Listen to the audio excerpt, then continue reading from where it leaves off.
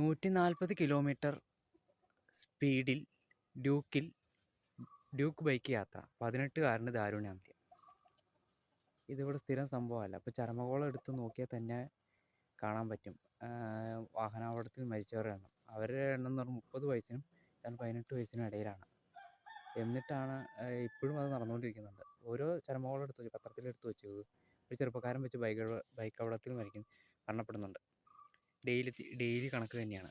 അതുപോലെ തന്നെ അവർക്ക് പിന്നെ മരണത്തിനേക്കാൾ ക്രൂരമായത്, അതായത് നടുവ് തളർന്നിരുന്നവർ, കാല് പോയവർ, ശരീരം ശരിക്കും അനക്കാൻ പറ്റാത്തവർ, അങ്ങനെ വേറെ ഒരു ഭാഗമുണ്ട്. മരണം മാത്രമാണ്, അതിനേക്കാൾ ഇരട്ടിയാണ് ഈ കഷ്ടതകളൊക്കെ അനുഭവിക്കുന്നത്. കാരണം ഈ ഡ്യൂക്കൊക്കെ ശരിക്കും കാലൻ്റെ വണ്ടി എന്നൊക്കെയാണ് ഇപ്പോൾ ട്രെൻഡായിട്ട് പറഞ്ഞുകൊണ്ടിരിക്കുന്നത്. പണ്ട് ടിപ്പറൊക്കെ കാണുമ്പോൾ നമ്മൾ ചെറുപ്പത്തിൽ കാണുമ്പോൾ കാലം മഞ്ഞു എന്ന് പറഞ്ഞുകൊണ്ടിരുന്നത്. അതുപോലെ തന്നെയാണ് ഇപ്പോൾ ഡ്യൂക്ക് എന്ന് പറഞ്ഞാൽ ഒരുപാട് അപകടം ഉണ്ടാക്കുന്ന ബൈക്കാണ്. കാരണം അത് മേടിക്കേണ്ടതെന്ന് ഞാൻ പറയുന്നില്ല. പക്ഷേ നമ്മളിപ്പോൾ ഈ റീൽസിലും സിനിമകളിലൊക്കെ കണ്ടു കഴിഞ്ഞാൽ സ്പീഡിലൊക്കെ ഓടിക്കുന്നത് അത് കണ്ട് അനുകരിക്കാൻ നിൽക്കരുത്, ദൈവത്തെ ഓർത്ത്. റീൽസിലാണെങ്കിൽ പോലും അത് തെറ്റിദ്ധരിപ്പിക്കുന്നതാണ്. അപ്പോൾ ഈ കാര്യങ്ങളൊക്കെ ഒന്നും അനുകരിക്കാതിരിക്കുക. കാരണം നമ്മൾക്ക് നമ്മുടെ ഒരൊറ്റ ജീവിതമേ ഉള്ളൂ. അതിങ്ങനെ റോഡിലും വണ്ടി ഇടിച്ചും കളയേണ്ട ആവശ്യമുണ്ടോ? നിങ്ങൾക്കത് ആവശ്യത്തിന് സ്പീഡിൽ പോയാൽ പോരെ. അതെന്തറ പറഞ്ഞാലും ചിലർക്ക് അത് കേൾക്കില്ല. ഈ 18 വയസ്സുള്ള പിള്ളേരോടൊക്കെ ഒന്നും പറഞ്ഞു കഴിഞ്ഞാൽ അവർക്കത് കേൾക്കില്ല. അവരെന്തോ വലിയ സംഭവം പോലെയാണ്. എന്നാൽ അത് വലിയ സംഭവമല്ല.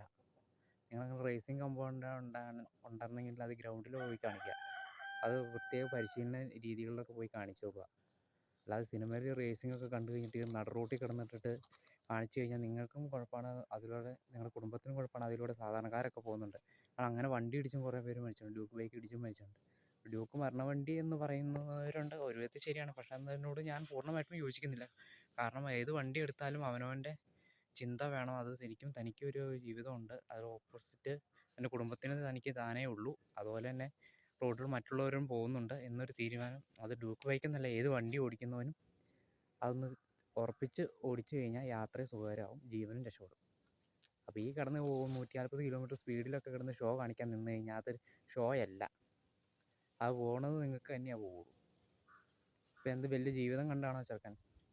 അതുപോലെ എത്ര എണ്ണങ്ങളാണ്. അതായത് ഞാൻ പറഞ്ഞില്ല, ചരമകോളം എടുത്ത് നോക്കിക്കോ. ഏറ്റവും 18 വയസ്സ് 30 വയസ്സിന് ഇടയ്ക്കിടയിൽ ഒരു വാഹനാപകടത്തിൽ, പ്രത്യേകിച്ച് ബൈക്ക് അപകടത്തിൽ തന്നെ മരണപ്പെട്ടവരുടെ എണ്ണം വളരെ കൂടുതലാണ്. അപ്പോൾ സൂക്ഷിച്ചും കണ്ടുമൊക്കെ ഉപയോഗിക്കുക.